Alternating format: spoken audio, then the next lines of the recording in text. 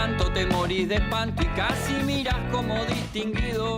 Si cada tanto acunas en tu encanto. Buenas noches, bienvenidas y bienvenidos a Último Bondi. Último Bondi es un programa producido por el colectivo Más Igualdad que busca promover la reflexión, el intercambio y la difusión de información para pensar la política sobre distintos temas, sobre temas de actualidad, pero también sobre temas de corto y mediano plazo.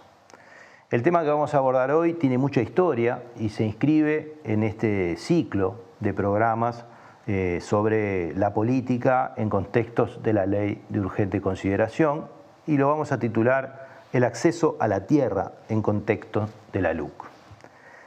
Como siempre, tenemos invitadas e invitados que nos ayudan a comprender estos temas y en el caso de este programa resolvimos participar a dos actores sociales que los entrevistamos previamente del interior profundo con una perspectiva bien situada sobre el asunto y complementados con una invitada y un invitado que nos acompañan en estudio que los vamos a pasar a presentar y sobre los que estuvimos interrogando sobre dos preguntas esencialmente, que es, bueno, ¿qué significa el Instituto Nacional de Colonización para ellos y qué pasaría, ¿no?, en la hipótesis de que no existiera una política de tierras o una política como la del Instituto de Colonización?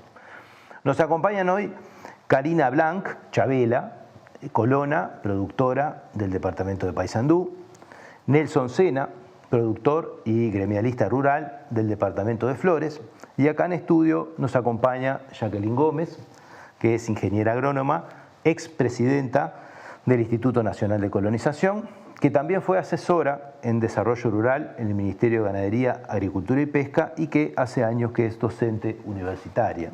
También nos acompaña Juan Pablo Perrachón, también ingeniero agrónomo, trabajó en el Proyecto Uruguay Rural antes de ser funcionario del Instituto de Colonización y hoy además es vocero de AFINCO, que es el sindicato de funcionarios del Instituto Nacional de Colonización.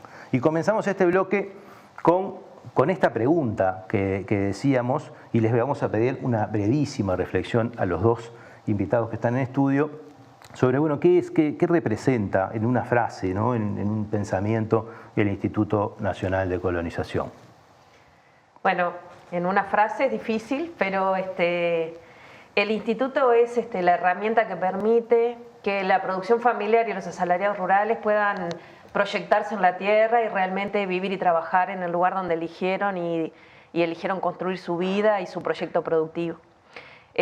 No solo porque le da oportunidades a los usuarios de la tierra de colonización, sino porque habilita a que otros productores familiares y personas que viven en esos territorios puedan desarrollarse como comunidades, como seres sociales e integrarse como ciudadanos a la vida rural y a las condiciones de vida de cualquier ciudadano en este país. Juan Pablo.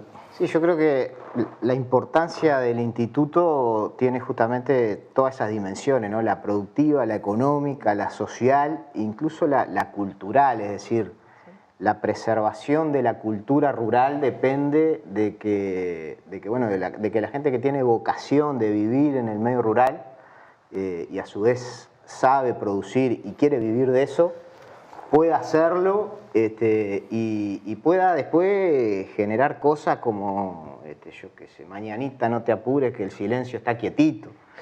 Esas cosas solo se te pueden ocurrir si estás ahí mirando el rocío durmiendo arriba de los pastos. Entonces, hasta eso, la identidad del Uruguay depende de que tengamos gente viviendo en el campo, dependiendo de la producción. Capaz que para complementar eso, que es la otra cara, ¿no? Somos un país agroexportador y la construcción de la riqueza de este país se hace en el medio rural y la producción de alimentos para la cotidianidad de las familias también se construye en ese sentido. Entonces, el instituto también es esa oportunidad para la producción agropecuaria y para la soberanía alimentaria de este país. Bueno, ya que en el medio ya nos pusimos un poco más telúricos, incluso vamos a escuchar, les voy a pedir que vayamos a escuchar la primera parte de la entrevista a Karina Chavela, para entrar en tema un poco también con la perspectiva de los actores. No te digo que te cambiaría la pregunta, pero te la agrandaría un poquito más. ¿Cuál es la importancia para los pequeños productores y productoras, para los asalariados? ¿Y cuál es la importancia para la gente de la ciudad, para la gente de Montevideo, para que vive en Maldonado, en Rocha o en la ciudad de Paysandú? Porque en realidad tiene una importancia para todos. Pasa que en realidad estamos bastante acostumbrados a estar divorciados, siempre de espaldas, y somos partes de un todo que se precisa mutuamente y se alimenta mutuamente. Para ir en el orden en que vos me preguntaste al principio, ¿cuál es la importancia para los pequeños productores y los asalariados? Y ahí hay dos diferencias: los que ya tuvimos la suerte de acceder a ser colonos y los que aún no han sido. Para los que accedimos a ser colonos, tiene mucha importancia porque es, primero, a la tierra en Uruguay y prácticamente en todo el mundo, no hay forma de acceder a no ser por herencia.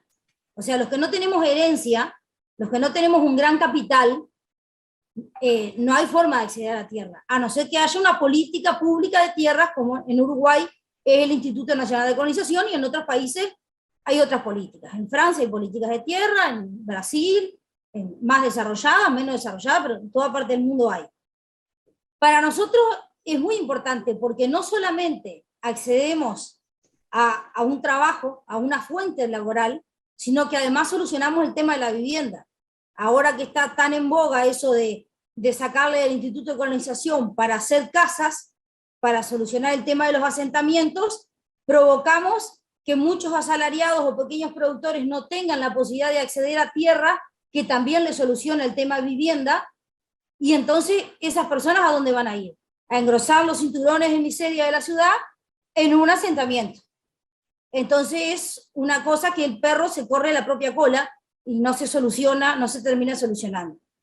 Es súper importante porque, a ver, los que somos colonos tenemos un saber hacer, diferente a los demás. Vos tenés un saber hacer que yo no tengo y las demás personas también.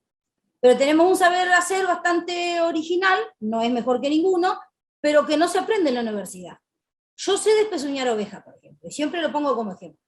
Y sé juntar una majada de ovejas. Y no es salir a caballo y juntarla. Hay que saber juntarla, si no, no lográs que las ovejas vayan para donde vos querés. Yo fui asalariada, fui 18 años cocinera de estancia. Ahora soy colona. Entonces, en lugares donde los puestos de trabajo son pocos, es bueno lograr más soluciones laborales. Eso por otro lado. Tienen más opciones porque algunos asalariados son colonos y siguen trabajando, pero tienen otra posición, otra forma de negociar. Cuando vos trabajás en un establecimiento rural, vivís en el establecimiento rural, dependés demasiado de tu fuente laboral, mucho más que solamente para el ingreso, porque es el ingreso, es la casa, el lugar donde tenés tus hijos, la escuela que te queda cerca. Entonces, si vos perdés ese empleo, ese mismo día perdiste el empleo, el ingreso, la casa, la escuela de los gurises, porque te vas a tener que ir a quién sabe dónde, a qué escuela. Entonces, es un problema bastante grave y no tenemos poder de negociación.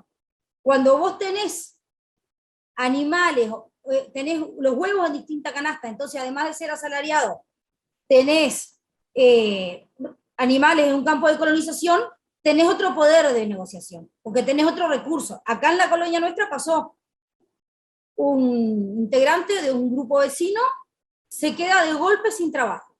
Tiene que salir a la calle con los animales y la familia, porque eso es otra cosa que perdés. Si tenías algún animal, también quedas sin el pastoreo. Entonces los compañeros del grupo dijeron, no, tranquilo, trae los animales para acá, nos vamos a arreglar.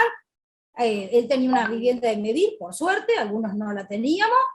Tranquilo, andate a tu casa, busca trabajo tranquilo, resolver tus problemas, y después se verá dónde ubicar los animales. Porque en realidad, colonización no tiene ni el 4% de la tierra productiva del Uruguay, pero hay más de un cuarto de los productores familiares que están en las tierras de colonización. Entonces, además de la seguridad, se aseguran la soberanía alimentaria, y eso es muchísimo más importante. ¿Por qué es mucho más importante? Porque en realidad seguridad alimentaria puede ser que yo te diga, yo te doy una bolsa de maíz transgénico y vos vas a tener para alimentarte vos y tu familia. Eso es seguridad. Yo te aseguro que vas a comer. Ahora, cuando vos decís, no, pero yo lo que quiero es soberanía alimentaria, vos querés ser soberano en decidir con qué te vas a alimentar. Vos querés decidir qué le vas a dar a tus hijos. No, yo quiero que coman balanceados, que coman frutas, que coman verduras, que coman lechuga, que coman huevos frescos. Y eso, quien más te lo asegura es la producción familiar. Primero porque tiene más diversidad. Está en todos lados, pero además, como producen en pequeña escala, siempre van a volcar su producción al mercado interno. Un agronegocio muy importante, que seguramente además tendrá un monocultivo, si se dedica a las manzanas, y casualmente en Francia viene una peste de manzana y importan todo lo que sea manzana, el agronegocio tiene la logística para exportar esa manzana. Tiene los camiones, tiene las oficinas, los permisos de aduana y tiene el volumen. Quienes siempre van a volcar su producción al mercado interno son los productores familiares. Son los que le van a asegurar al habitante de la ciudad que va a contar con esos alimentos todos los días, en todos lados. Entonces, en realidad, aunque fuésemos egoístas, igual tenemos que tender a defender una política de tierra, porque es la única que nos asegura eso. Un par de cosas. Costó seleccionar realmente, y es un crimen no poder dejar todo lo que, especialmente en la ciudad, vale la pena conocer, y que hay que ponerlas en valor, y no cualquiera las pone en valor con esta claridad, ¿no? Pero bueno, ¿qué les trae? Yo creo que el tema de que colonización es una política de empleo y una política de vivienda es bien interesante que lo diga la gente que lo vive, ¿no? Bueno, una política de empleo de calidad, es decir, trabajo de lo que sé hacer y en lo que quiero trabajar, en el lugar donde quiero, y una política de vivienda de calidad, lo que decía Chabela, es decir, es todo junto. Eso me parece que es bien importante tenerlo en cuenta y a su vez genera más cantidad de puestos de trabajo. La tierra entregada y adjudicada cuando es de colonización que lo que el mercado haría por sí solo.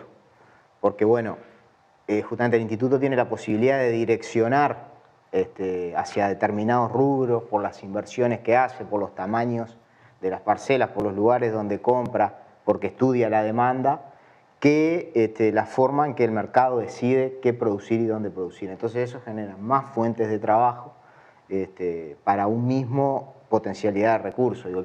El caso típico es la agricultura de secano, por ejemplo, las sojas son los mismos suelos donde se puede hacer lechería. Pero para hacer lechería se necesita gente viviendo todos los días, se necesita infraestructura de escuelas, viviendas, caminos, luz eléctrica. Y una inversión importante. Exactamente. Y además es un negocio de largo plazo, porque necesita la inversión. Mientras que la soja la planto un año sí vale, y si no, me voy y hago otra cosa. Entonces en eso el tema de la cantidad de empleo que genera, la estabilidad en el empleo y la política de vivienda que plantea Chabela creo que es clave, soluciona varias cosas a nivel social.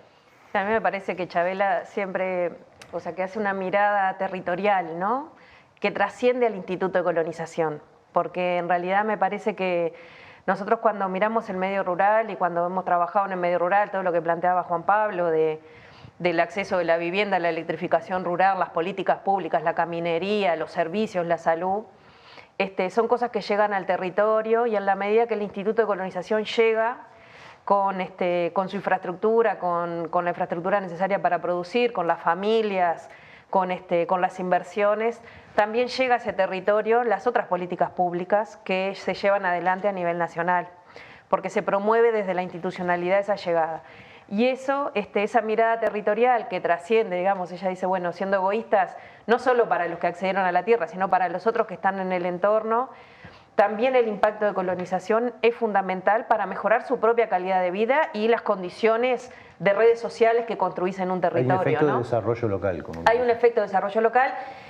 Hay ejemplos muy claros, yo que sé, de repente la lechería, que es uno de los rubros importantes, digamos, para nuestro país, en la medida que el Instituto de Colonización llega con una colonia, bueno, ha pasado en Florida, en San José, en varios lugares, llega con una colonia, compra un campo, la divide en 16 fracciones capaz, y se instalan familias, se invierte, se hacen campos colectivos, se desarrolla eso genera cambios en todo sentido, ¿no? Desde la llegada de los créditos del Banco República de apoyo a los lecheros, hasta la llegada de la electrificación en condiciones, la caminería y la escuela rural que planteaba Chabela, llena de chiquilines, ¿no? Y que eso da esa perspectiva que la gente pueda vivir en el largo plazo, la decolonización y la que no es decolonización, que pueda proyectarse en el largo plazo. El otro tema clave que planteaba es el tema del acceso, ¿no? Digo, ella lo plantea muy terminante, pero es así, es determinante, ¿no? Es decir, la posibilidad de que alguien que no hereda tierra o que no hereda dinero de otros lugares pueda instalar un emprendimiento productivo agropecuario son muy bajas hoy en día con el precio que tiene la tierra y con la competencia que hay por el recurso tierra. Entonces eso ya de pique cercena los proyectos de vida de mucha gente que pudiendo ser productores rurales tienen que decidir, bueno, si quieren vivir en el campo, ser trabajadores asalariados y cobrar un salario, muchos lo hacen y pueden sentirse realizados así, pero la opción de producir y trabajar para sí se les hace casi imposible y muchos lo intentan privándose muchas veces de comprar un auto, andando en moto para comprar sus vaquitas, ahorrando en vaca, teniéndola en los caminos, teniéndola donde consigue. Y eso pasa incluso hasta en los propios hijos de los productores, ¿no? De los productores familiares, que en realidad tienen unidades productivas relativamente pequeñas o que capaz que con los cambios que ha tenido el agro en los últimos tiempos se requiere una ampliación de área para poder mantenerte. Y los hijos de esas familias, que a veces son jóvenes de 20 años, ¿no? Que también proyectan vivir y trabajar, resulta que tampoco pueden quedarse a vivir y trabajar ahí porque en realidad no le da la unidad económica para poder mantener la familia de los padres y a ellos. Y tanto que hablamos de la necesidad, o sea, está claro que se requiere un relevo generacional y que haya cambios generacionales y que haya jóvenes en el medio rural, pero para eso se requieren oportunidades y las oportunidades están en el Instituto de Colonización. Bueno, tenemos que cerrar este primer bloque, esto recién empieza, les digo que esperen un poquito y seguimos en un minuto. Esto es Último Bondi, estamos hablando del acceso a la tierra en contexto de la Ley de Urgente Consideración.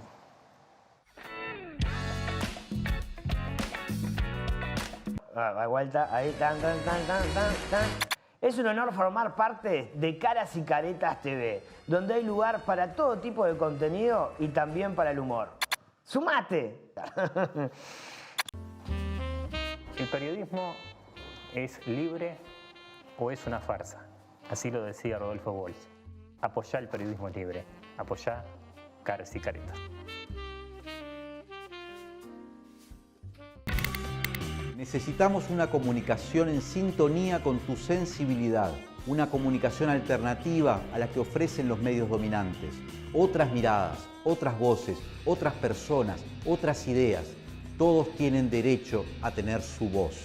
Para sostener una comunicación alternativa necesitamos que nos apoyes. Hacete socio de la comunidad de Caras y Caretas en carasycaretas.com.uy/socio.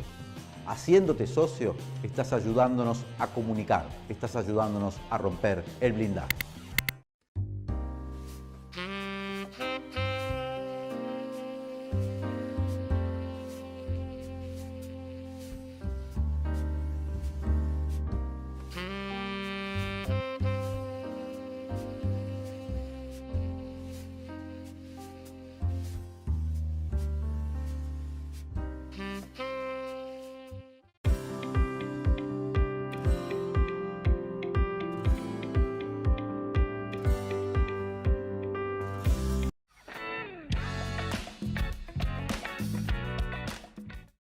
Seguimos en este segundo bloque de Último Bondi hablando sobre el acceso a la tierra en contextos de la Ley de Urgente Consideración.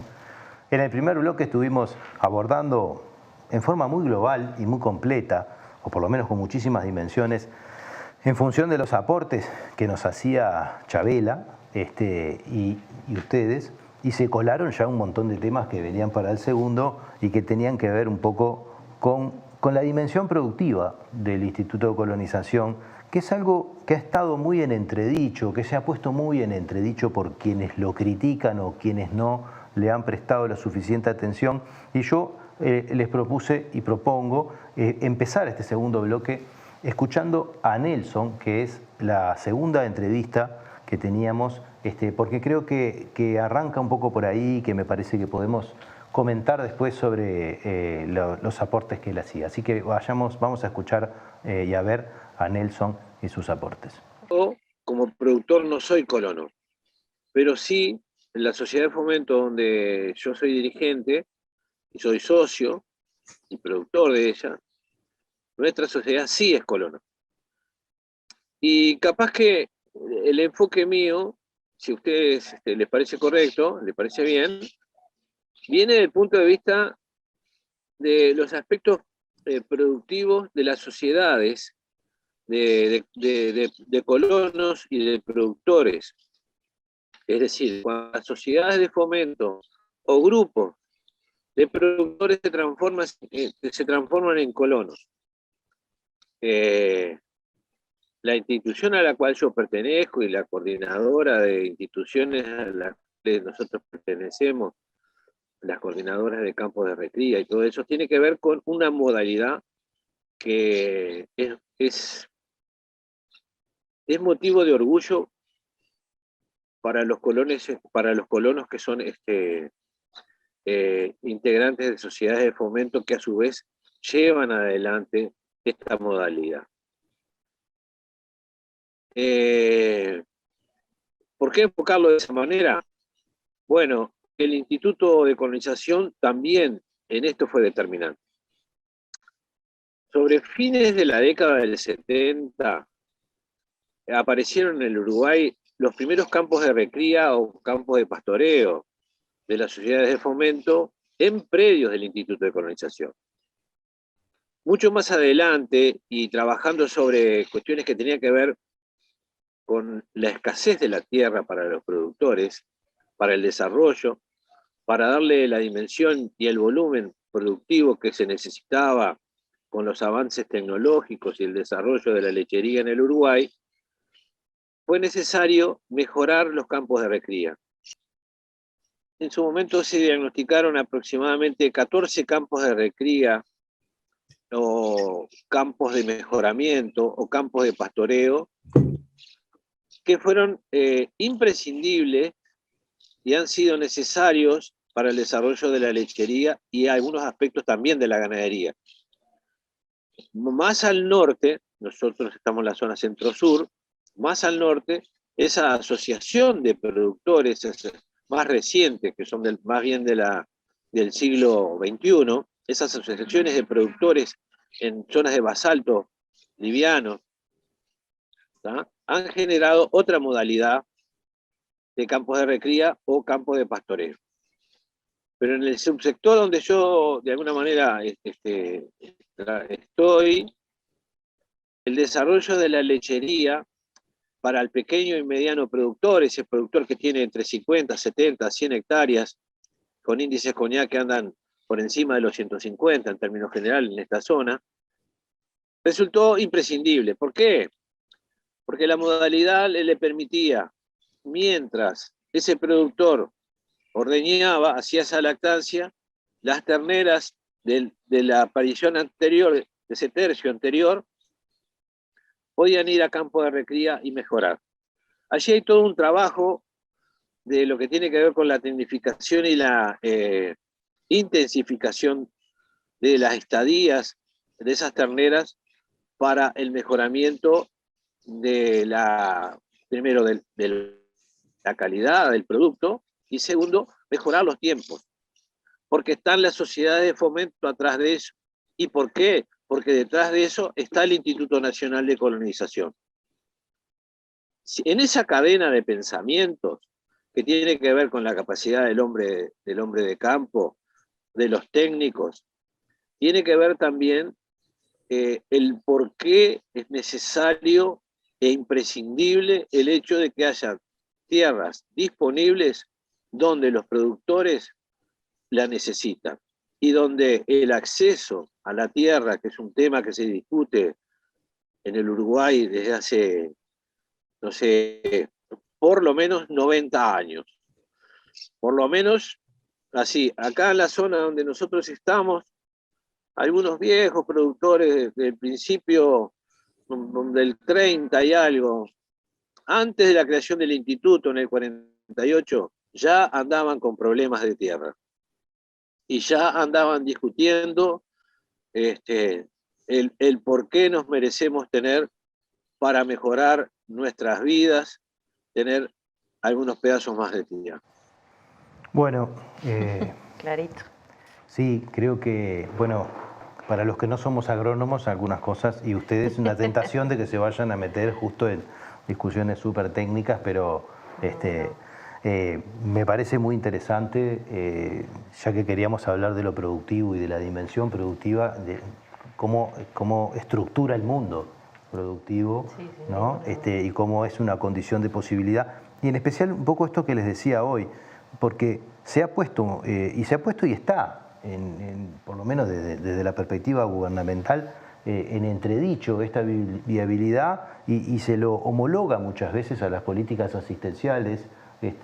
Y bueno, y de hecho incluso el recorte presupuestal del instituto fue destinado a, ¿no? Está planteado como destinado a políticas asistenciales, cuando vivimos un poco en esta idea de la necesidad de generar trabajo genuino, empleo, producción, ¿verdad? Entonces, bueno, me pareció que era muy interesante esta perspectiva y poco conocida también, especialmente en la ciudad. Sí, nosotros, la verdad que, o sea, el instituto sin ninguna duda hace una política que está vinculada a la producción y las tierras del instituto son para producir y eso es una realidad. Más allá de todas las transformaciones culturales, sociales, ambientales que pueda hacer en un territorio, eso es una realidad.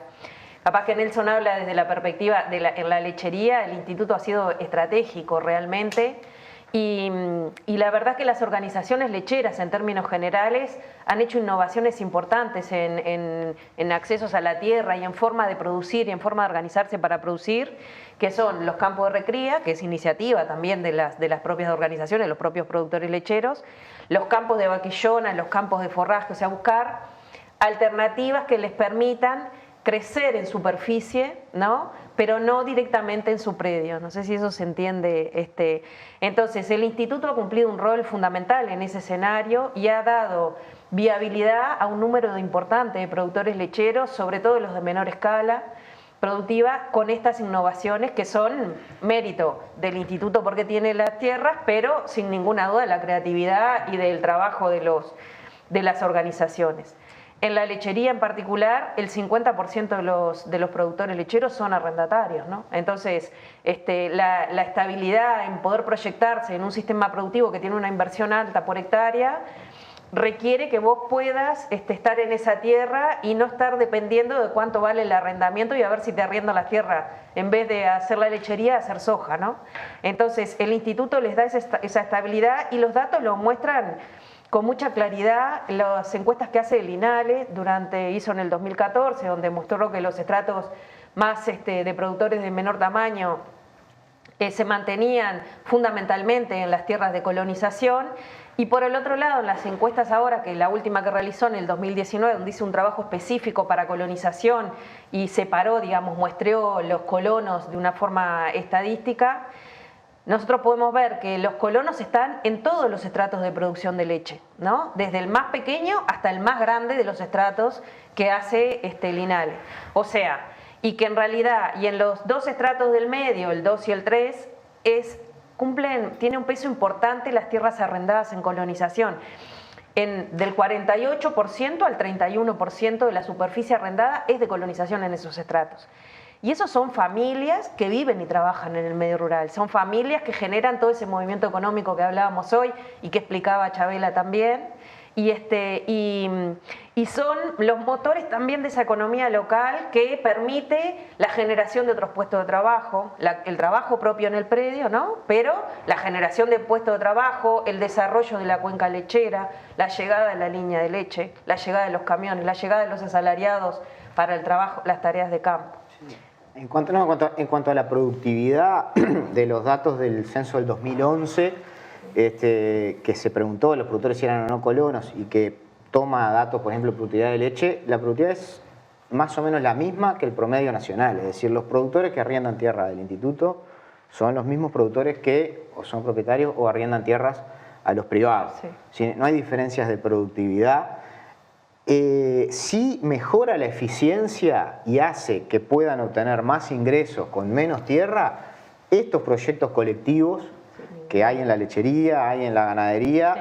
¿Por qué? Porque hacen economía de escala, por ejemplo, para plantar grano. Está el caso de la Sociedad de Productores de Leche de San Ramón, que sobre tierras del instituto cultivan maíz, que es el maíz que usan para darle a las vacas lecheras. Ellos están prácticamente independizados del precio del grano Chicago. Entonces hoy que estamos viviendo un alza de los precios de los granos y que eso generaría una suba de costos para los productores, ellos no lo sienten, ellos tienen soberanía en su producción de grano. Se le va a trasladar la suba de los fertilizantes, del combustible. Los combustibles. Pero no la especulación que hay sobre el grano, ¿verdad? O la demanda, porque ellos lo producen en tierras propias y con una renta que tampoco depende de la especulación sobre la tierra. Que esa es otra de las cuestiones que le da viabilidad y que hace que, si bien los tambos desaparecen y los tambos chicos desaparecen en el país, adentro de las tierras del instituto no desaparecen. El problema es que cuando la soja sube, la renta sube y deja sin posibilidad de pagar esa renta a los productores lecheros. Mientras que en el instituto la renta se cobra por el valor del litro de leche para las tierras que están destinadas a lechería.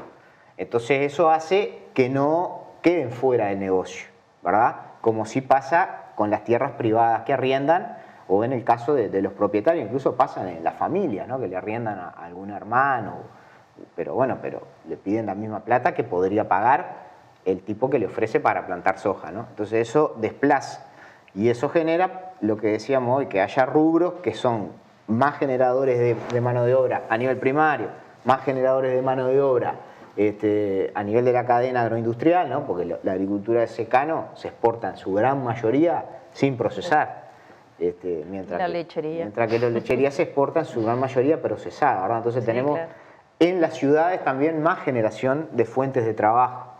Entonces, bueno, eso también es rol del instituto, direccionar. Y sobre todo el tema de la forma de cobrar la renta por fuera del mercado especulativo, por fuera del mercado global, más allá de que se ajusta por los precios, pero no por los precios de los productos que producen ellos, que el instituto, no de la competencia y de que el mercado. instituto decide que tiene que producirse en esa zona. Entonces tierras que podrían ser para plantar soja, hoy son para producción de leche o para producción de carne. Digo estos dos rubros porque el 80-90% de las tierras están dedicadas a la ganadería y a la lechería, ¿no? Pero en otros lugares se han destinado a la horticultura. Esa estabilidad en el mediano y largo plazo se ve en las encuestas lecheras, en los estratos estos que estábamos hablando, y se nota en la historia de las familias, que pasan de ser el padre al hijo, al nieto, ser colono y mantenerse en las tierras de colonización cuando son gente que vive y trabaja en el medio rural, ¿no? En la ganadería, capaz que para no dejar que es un rubro tan importante para el país y que el 65% de los productores familiares son ganaderos, también los datos son contundentes, ¿no? El Instituto Plan Agropecuario lleva adelante una herramienta que es las carpetas verdes y tienen promedios de los criadores del norte, los colonos por un lado y los criadores en su totalidad, ¿no?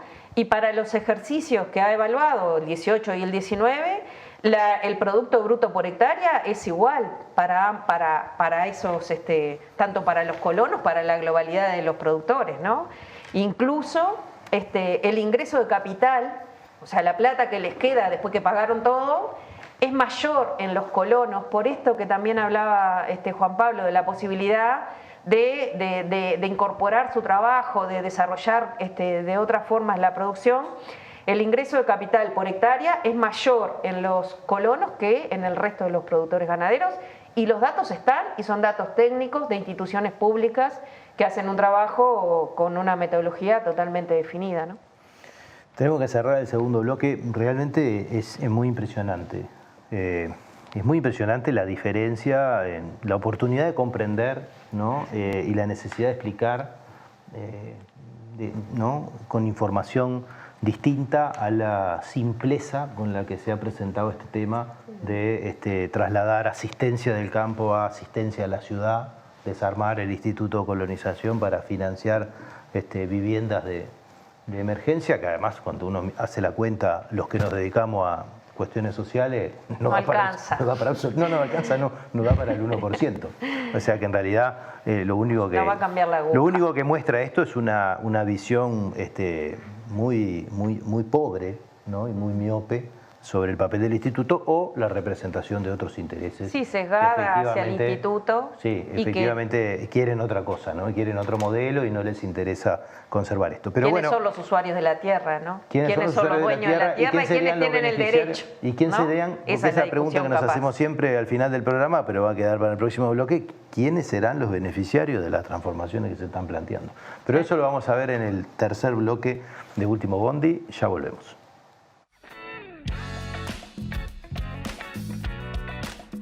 Vuelta, ahí, tan. Es un honor formar parte de Caras y Caretas TV, donde hay lugar para todo tipo de contenido y también para el humor. ¡Sumate! ¿El periodismo es libre o es una farsa? Así lo decía Rodolfo Walsh.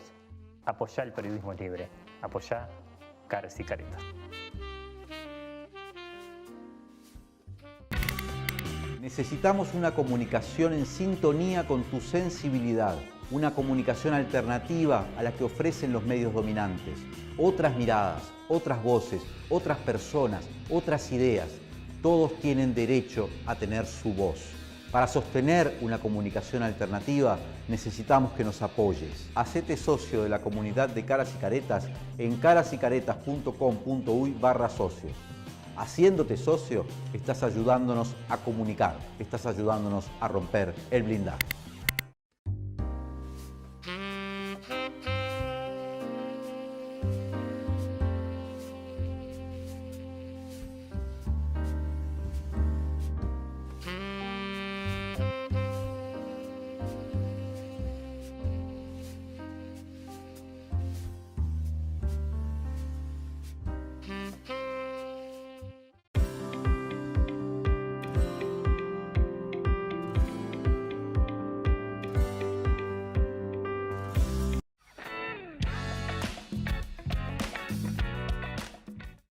Seguimos en este tercer y último bloque de Último Bondi. Estamos hablando del acceso a la tierra en contextos de la ley de urgente consideración.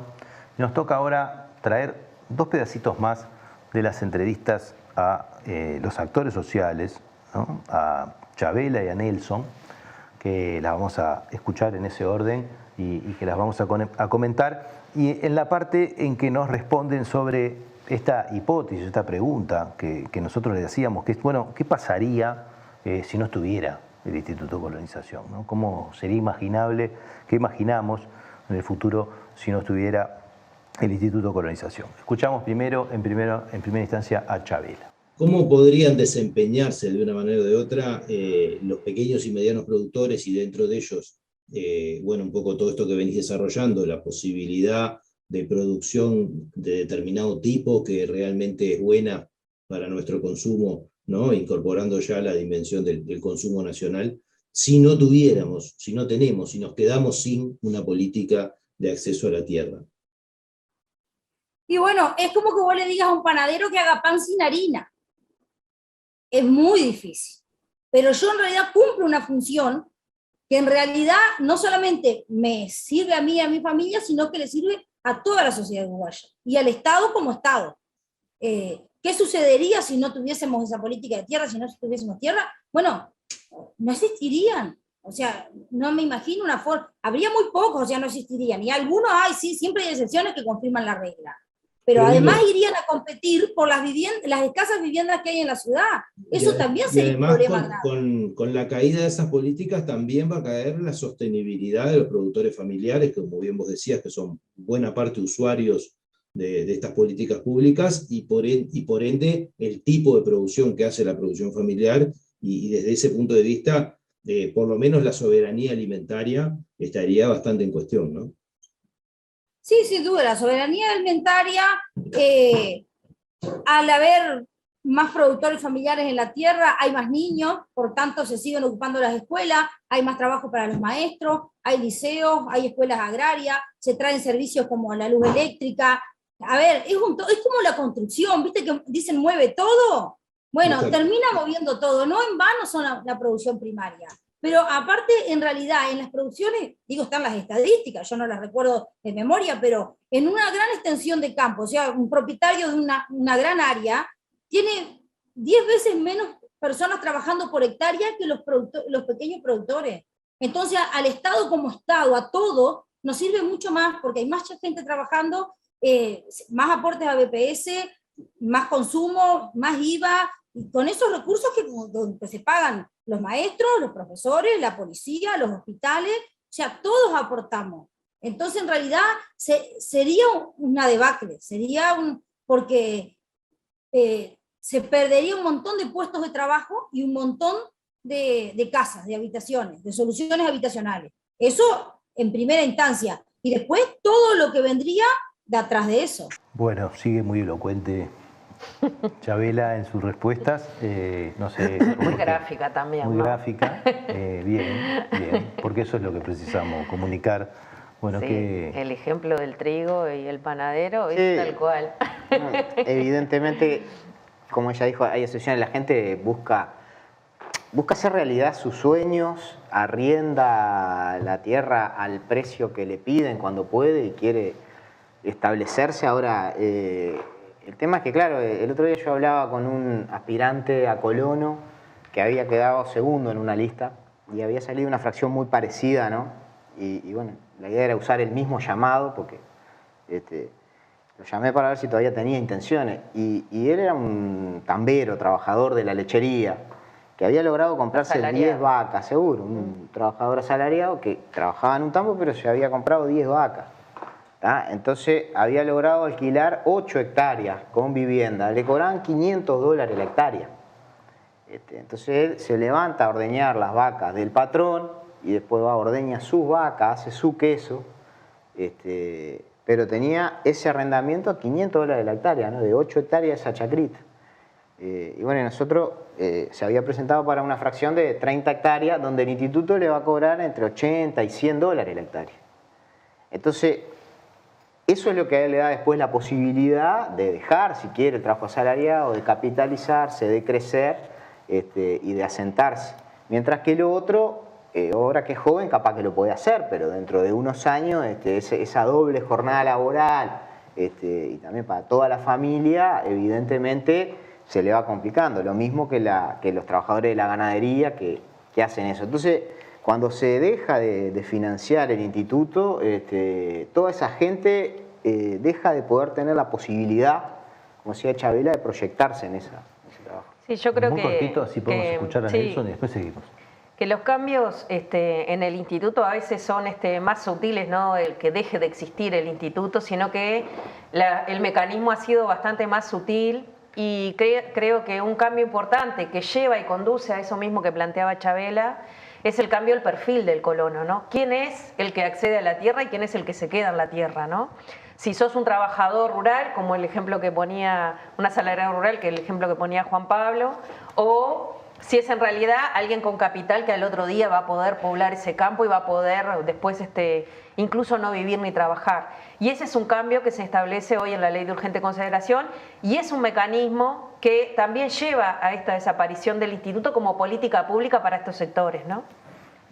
Antes que sigas, porque si no nos vamos a dejar para atrás, vamos a escuchar a Nelson en esta misma pregunta, porque creo que hace un aporte que está bueno para visualizar algunas de estas cosas que se empiezan a colar, porque bueno, es imposible contenerlas, ¿no? Así que vamos a escuchar a Nelson.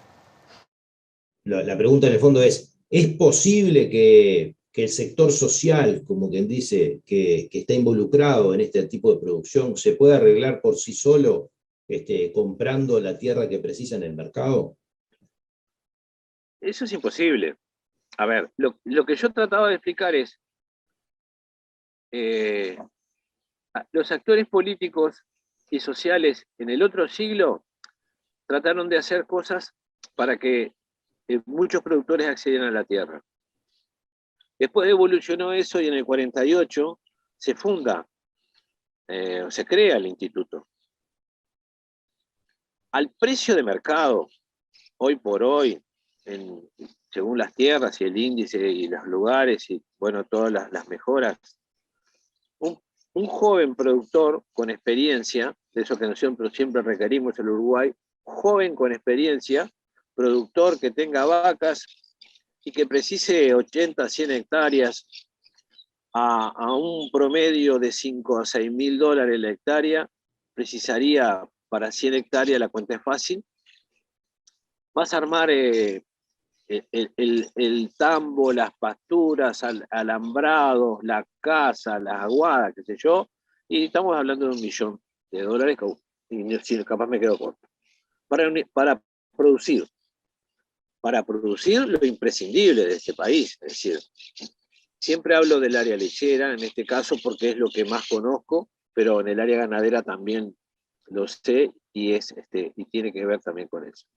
O sea que la desaparición de una política sostenida y firme sobre este asunto es un mal presagio para un sector social más o menos importante del país, ¿no? Por lo menos a futuro.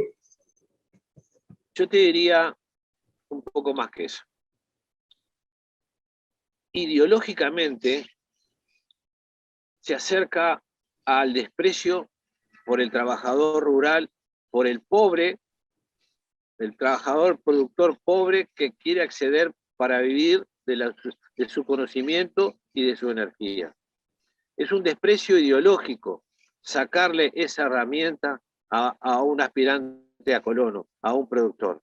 Que desaparezca el instituto con las medidas que tuvo, que tomó y la forma en la cual actuó durante tanto tiempo, tantos años, en distintas épocas. Las medidas actuales de no utilizar las herramientas económicas a disposición, fuera de los recortes que se le hizo al mismo instituto, fuera de los recortes. El instituto, aún así, tiene disponibilidad de rubros y no los ejecuta, y no los ha ejecutado. Hay excepcionalidades, ¿tá? Pero son muy pequeñas y no hay, prácticamente 2 años y pico después del inicio de este nuevo directorio del instituto, no hay, claro, herramientas que digan de compra y distribución de tierras para productores o, en este caso, ampliación para campos de recría o campos de engorde. Entonces, de alguna manera, el no generar posibilidades a nuevos colonos, a nuevos jóvenes colonos que tanto estudiaron, se formaron, trabajaron y se capacitaron, es como despreciar uno de los valores más importantes que tiene este país. Para nosotros eso es muy duro cuando vienen y nos preguntan, nos consultan sobre qué posibilidades hay, qué llamado va a haber, hacia dónde pueden apuntar. Hoy por hoy hay un conjunto de jóvenes trabajadores y estudiantes, muchos de ellos pasaron por la UTU, se formaron, algunos estuvieron a nivel de la facultad y se formaron, de las facultades referidas al tema, ¿no? Veterinaria, agronomía, y alguna gente que pasó por la UTEC, por las escuelas de lechería de la UTEC también, todo eso que se formó, se preparó para producir más y mejor. Pero ahora da la sensación de que todo eso no va a ser posible. El acceso a la tierra de los jóvenes productores que se prepararon, que adquirieron experiencia trabajando en otros campos, en otros tambos, va a ser muy difícil. No hay a corto plazo políticas efectivas que mejoren esas posibilidades, que le den la posibilidad de asentarse a trabajar en el lugar donde ellos eligieron y se prepararon para eso. Tan duro como claro, ¿no? Como real. Bueno, un poco eso es Es una realidad lo que plantea, me parece. Sí, creo que está bien bueno para analizar la decisión que tenemos que tomar ahora el 27 de marzo sobre los artículos de la Ley de Urgente Consideración que atañen al Instituto en el marco de las políticas que se vienen implementando, que es a lo que aludía, me parece, Néstor, sobre el desfinanciamiento del Instituto y con financiamiento, porque durante el 2021 estaba vigente el presupuesto donde el Instituto tenía disponibilidad para la compra de tierras y se compraron 44 hectáreas de un negocio que ya venía de antes. Es decir, de un promedio de 8 o 9 mil hectáreas por año que se venían comprando, 12.000 en los últimos años. Se pasó en el 2021 prácticamente comprar 0. Eso lo que hace es eliminar la posibilidad de 70, 80 colonos por año que podían ingresar a cumplir su sueño de instalarse en el campo, que ya no lo pueden hacer más. Este año que pasó no lo pueden hacer más. Y bueno, la rendición de cuentas se vota eliminando, digamos, un financiamiento que era destinado. Viene ahora una posibilidad de financiamiento desde el Ministerio de Economía de hasta un monto, pero no un monto fijo. Ahora, entonces nosotros tenemos que ver qué es lo que pasó cuando la plata estaba, que era para el instituto, plata que no es que se usó ni para el coronavirus, ni para vivienda, ni nada, sino que ahora la destinan a subsidiar intereses de créditos que nadie pidió. Sigue estando ahí la plata porque las leyes la destinaban al instituto. Y ahí es donde pasa lo que dice él. Entonces, en ese marco es que tenemos que analizar los dos artículos que, por un lado, le dan la potestad al directorio de eximir de la obligación de residencia y trabajo de las tierras a los arrendatarios del INC. No sabemos, eso lo que hace es, bueno, incluso por cuestiones de trabajo de algún integrante de la familia. De trabajo, de estudio. De estudio, entonces, bueno, Quita la obligación. La realidad son tantas las variables que la obligación de residir y trabajar directamente deja de ser... De residir y de trabajar directamente, sí, ¿no? Claro. Porque a veces, bueno, uno puede tener un problema, tuyo y lo que sea, pero trabajar directamente la tierra, entonces eso implica que pueden tercerizar el uso, dárselo a otro el uso, y lucrar en cierta forma con la diferencia de la renta que cobra colonización y la renta que se paga en el mercado cuando hay picos de precios, como está pasando ahora, ¿no? Eso estaría habilitando una especie de subsidio encubierto a una ganancia particular sin ningún fin social. Para una persona que no vive ni trabaja en el medio rural, que no vive ni explota directamente ni trabaja con su fuerza de trabajo las tierras del instituto y que puede vivir en Montevideo, desempeñar un cargo público, tener una empresa de camiones, acumular hectáreas en otro lugar, ¿no? Porque ya eso que era una obligación de trabajar directamente la tierra fundamentalmente y vivir, ¿no? Porque también, o sea, hay que reconocer que el directorio tenía esa potestad frente a casos concretos, ¿no? Si alguien se tiene que hacer un diálisis, se autorizaba, no podía, o sea, era una cosa que se hacía sí. Porque es un trabajo caso a caso. Ahora, en este escenario, la ley de urgente consideración quita esa obligación de la residencia y la explotación directa, dejando personas que en realidad no corresponde que tengan esas diferencias de renta que planteaba Juan Pablo recién, porque en realidad no son personas que requieran una política pública, como hoy decía Chabela y describía Chabela cuál era el perfil de las personas, ¿no? Entonces, ¿y eso qué hace? Visto desde otra perspectiva, le quita las oportunidades a las más de 1.200 familias que se presentan anualmente al Instituto de Colonización, ¿no? Entonces, esas familias que tienen como uno de sus valores, al revés, es una de las cosas por las cuales se seleccionaba, era la decisión de vivir y trabajar directamente la tierra. Era una condición muy valorada dentro del proceso de selección, más allá del capital productivo. Esto deja de ser relevante a esta altura del partido, ¿no? Entonces, lo que pasa es que estos sectores de la población que realmente requieren una política pública quedan afuera, digamos, y capaz que volvemos a esa otra pregunta. Bueno, ¿quiénes van a ser los usuarios de las tierras del instituto y de los beneficios de toda la sociedad uruguaya, ¿no? Porque como una institución pública que es, la financia la sociedad en su conjunto. Yo me hacía un par de preguntas ahí, pero porque me gustaría aclararlas, que es esta idea de, bueno, acá hay un subsidio que se instrumenta a través de una política para y que tiene un efecto, ¿no? Sí, claro. En el empleo, en la producción, en el desarrollo local, ¿no? Y que de una manera u otra estructura una parte de la sociedad. Ojo con el concepto ese. Yo no estoy de acuerdo con que hay un subsidio porque la renta que cobra el instituto es menor a la que cobra el mercado. Y si la renta que cobra el mercado no está teniendo en cuenta la sostenibilidad ambiental, o si la renta que cobra el mercado está pensada para la gran escala y no para una escala más pequeña, entonces no necesariamente es un subsidio. Claro. Capaz que el subsidio... Hay una regulación, pero no necesariamente Pero sí, es un subsidio. Es una renta que se calcula en base a una paramétrica. En función de la productividad, sube la productividad promedio de la lechería, sube la renta. Es decir, Eso es así. si la tecnología disponible hace que vos en lugar de producir 4.000 litros de leche puedes producir 5.000, la renta del instituto sube. Sube el margen. Sube el precio de la leche, sube la renta. Lo que no quiere Cuando baja, decir... también baja, exactamente. ¿no? Eso tiene una paramétrica. Cuando baja, baja. Lo que no quiere decir... La renta de mercado, Bueno. no sabemos qué es lo que la determina. Ahora, sí sabemos que las aguas están contaminadas, sí sabemos que hay erosión del suelo, sí sabemos que se sobreexplota el recurso.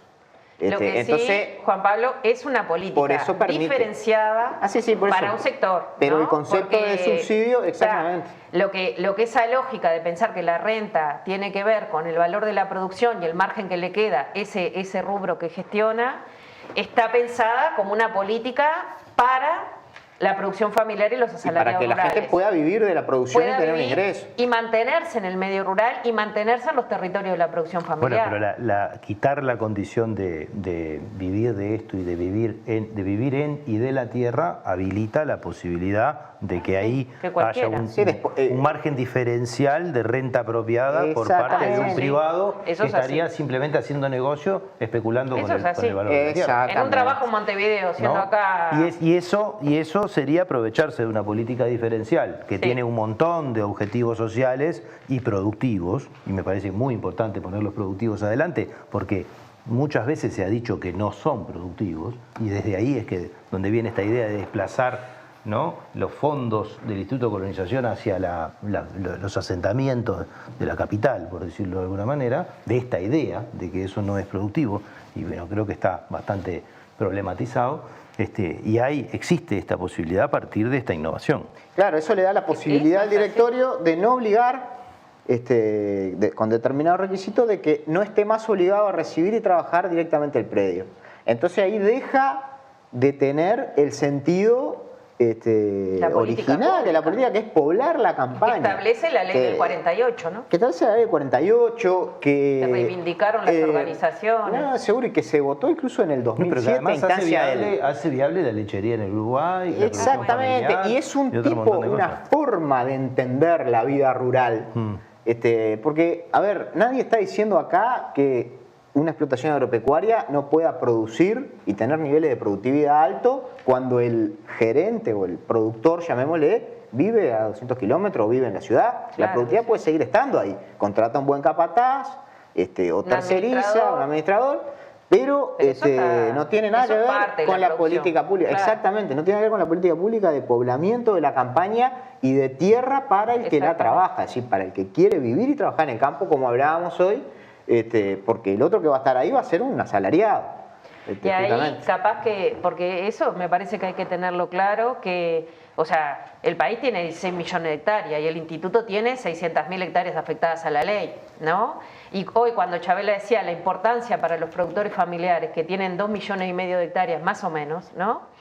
Entonces, dentro de esas 2,5 millones de hectáreas están las 600.000 del instituto que están destinadas a este sector, con estas políticas que son políticas de promoción de la erradicación de la gente en el medio rural y de la construcción de los territorios rurales. Entonces, en la medida que ya el instituto, con este artículo de la LUC, deja de controlar la residencia y la explotación directa, esos campos, que en algunos de esos campos se va a ir despoblando la campaña, ¿no? Despoblando, y no solo afecta al colono que tiene al lado, afecta a todos los otros productores que están en ese territorio, porque de un momento para otro pasás a estar de un territorio donde había una escuela con gurises, para hacer un ejemplo claro, con 7 gurises, se van yendo y te quedás ni siquiera el servicio de la educación pública. Entonces, o la caminería, o el sistema de la lechería, o lo que sea. Entonces, me parece que ahí está claro que el artículo 357, que ahora está en el referéndum para ser derogado, es clarísimo el cambio del perfil colono y la esencia del rol de colonización en esta política pública. Ahí, hoy ibas a decir, que capaz que está bien, lo que en el 2007, se votó una ley por todos los partidos políticos de repoblamiento de la campaña. Presentada por el ex senador Jorge Larrañaga. Sí. Que se llamaba de repoblamiento de la campaña. Es decir, entonces, con este objetivo. Esto no es un tema de partidos políticos. Claro, digo. ahí va. Todos los blancos que creen que la tierra del Instituto de Colonización tiene que ser para el que vive y trabaja en el campo, deberían de derogar este artículo. De hecho, hubo muchas manifestaciones, sí, ¿no? por eso, de distintos sectores de la sociedad que atraviesan a todos los partidos políticos con las políticas. Creo que debe ser de las políticas más cuestionadas que ha tenido el gobierno, tanto esto como el retiro de los fondos, ¿no? Es decir, me parece que eso son dos cosas que realmente, bueno, me parece que está bueno explicarlas a la luz de esto para que no solamente sea un problema de los solamente involucrados, ¿no? No. Que si bien es muy importante y muy definitorio para ellos, son pocos, ¿no? En relación a la gente que de una manera o de otra después consumimos en la ciudad un conjunto de información que es muy en realidad desmerecida. el problema trasciende totalmente a los involucrados y a los colonos, afecta a todos los productores familiares, a todos los asalariados rurales, bueno, sin ninguna duda, los consumidores, como a los desarrollaba aspirantes Chabela. a tierra, bueno, la esperanza, digamos, se baja. Y a los consumidores, porque ese rol que tiene la producción familiar en la soberanía alimentaria, que lo explicaba Chabela, es determinante también para un país, ¿no? Sí, más allá de consumidores, digo, como ciudadanos, más allá de que vivamos en la ciudad y nuestra vocación productiva sea ser arquitecto, tenemos una idea de cómo queremos que se distribuya la tierra. Entonces, si queremos que la política pública de tierra sea para quienes trabajan y viven en el campo, tenemos que derogar, que votar sí a la derogación de estos artículos, que es el sí a la tierra para el que trabaja y vive en el medio rural. Ahí capaz que también está bueno reconocer esto que tú planteabas. La verdad que las organizaciones de productores y de asalariados estuvieron la mayoría, excepto las gremiales más grandes, digamos, que representan un determinado sector, estuvieron en el Parlamento y en las movilizaciones defendiendo, o sea, cuestionando que estos artículos de la ley de urgente consideración estuviesen en la LUC, ¿no? Y después vinieron a reclamar los fondos para el Instituto de Colonización, porque ahí capaz que eso es lo que hay que tener como la mirada, ¿no? O sea, capaz que alguien como Nelson o Chabela, que viven en su cotidiana esto, visualizan el impacto que tiene el instituto en esto. Entonces, empezamos con la ley de urgente consideración con los dos artículos. Uno que saca hectáreas, que retira hectáreas de la afectación del Instituto de Colonización, más de 55.000 hasta ahora, pero bueno, no sé si terminó. Y que en realidad van a ir al proceso de concentración de tierra y que, tal como lo planteaba Nelson, va a ser imposible que ningún productor familiar ni asalariado la compre, ¿no? La residencia y la explotación directa deja de ser una obligación. Eso que es esencia de la producción familiar, o sea, es lo que lo caracteriza, ¿no? Y por otro lado viene el presupuesto que le quita el 90% de la partida presupuestal y la rendición de cuentas que lo terminan de rematar, porque el instituto tenía dos leyes que le daban recursos genuinos de más de 30 millones de dólares y quedamos con un artículo que ni siquiera se sabe, o sea, un asta, 15 millones, que es la mitad, pero es un asta. Y hay solo 3.7 millones que se saben de dónde salen. Lo que sí sabemos es que durante el 2021 no se compraron tierras, teniendo incluso el dinero disponible. Por lo tanto, ahí nos muestra un poco fondos en esa la época voluntad. sean de más de 30 millones, ¿no? Sí. Nos tenemos que ir, nos pasamos de tiempo y no llegamos ni a la tercera parte de las cosas que me parece que empiezan a aparecer y que...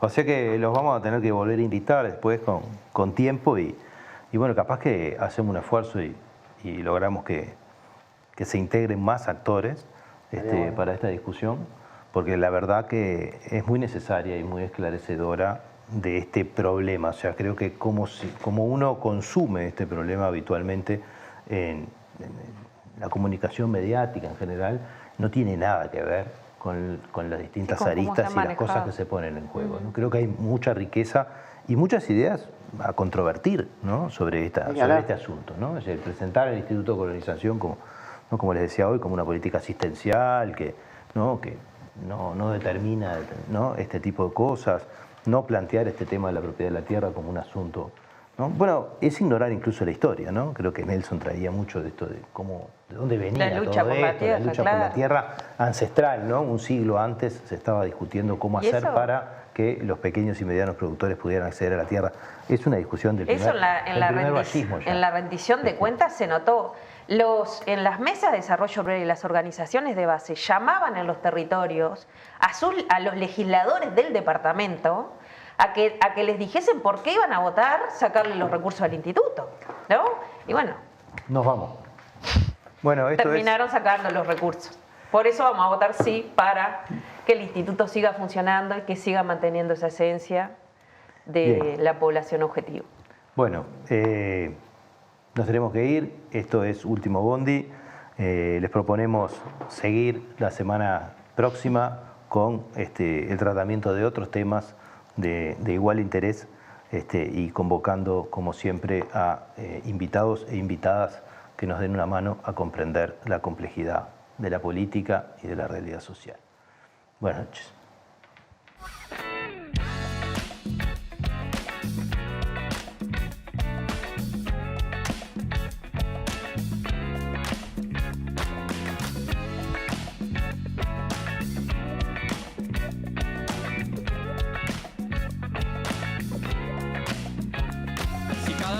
Te morís de espanto y casi miras como distinguido.